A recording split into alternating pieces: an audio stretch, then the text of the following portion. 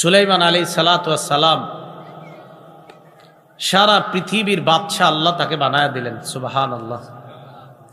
এমন বাদশাহ বানাইছেন মানুষের পাশাপাশি জিন পাখি যারা আছে তাদের উপরও রাজত্ব আর কর্তৃত্ব আল্লাহ সুলাইমান নবীরে দিয়ে দিছে।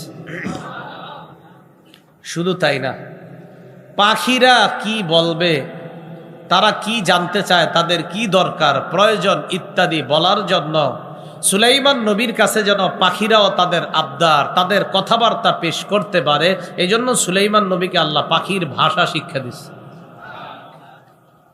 وقال يا أيها الناس علمنا منطق الطير।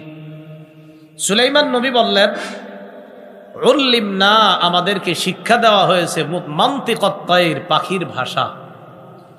ওয়া উতিনা মিন কুল্লি শাই, আমাদেরকে দেওয়া হয়েছে মিন কুল্লি শাই, সব রকমের নাজ নেয়ামত। এখন এই যে সুলাইমান নবীকে পাখির ভাষা শিক্ষা দেওয়া হয়েছে, আমার সাথে সবাই দুইটা বাংলা বলবেন। বলেন প্রতীকী, বলেন বলেন প্রতীকী, প্রকৃত। কয়টা বাংলা বললাম? একটা বললাম প্রতীকী আর একটা বললাম প্রকৃত।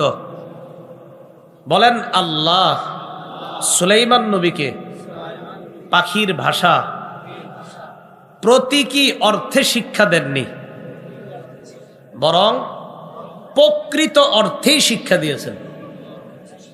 প্রতীকী বুঝেননি মানে পাখি এরকম এরকম করবে, সুলাইমান নবী দেখে বুঝবে, ও আচ্ছা এটা বুঝাইছো না। পাখি যা বলবে অবিকল ওইটাই বুঝার ক্ষমতা যোগ্যতা সুলাইমান নবীকে আল্লাহ দিচ্ছে। এই যে মনে রাখবেন, প্রতীকী অর্থে নয় বরং প্রকৃত অর্থে সুলাইমান নবীকে আল্লাহ পাখির ভাষা শিক্ষা দিয়েছেন। সুলাইমান আলাইহিস সালাতু ওয়াস সালাম বলেন ইন্না হাযা লাহুয়াল ফাদলুল মুবিন, এটা স্পষ্ট অনুগ্রহ আল্লাহর পক্ষ থেকে।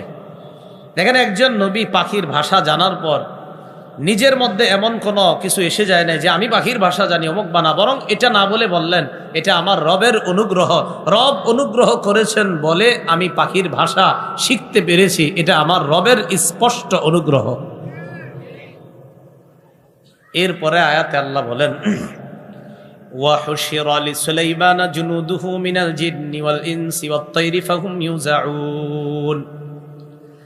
সুলাইমান নবীর জন্য সমবেত করা হলো, জিন সমবেত করা হলো, মানুষ সমবেত করা হলো, পাখি সমবেত করা হলো।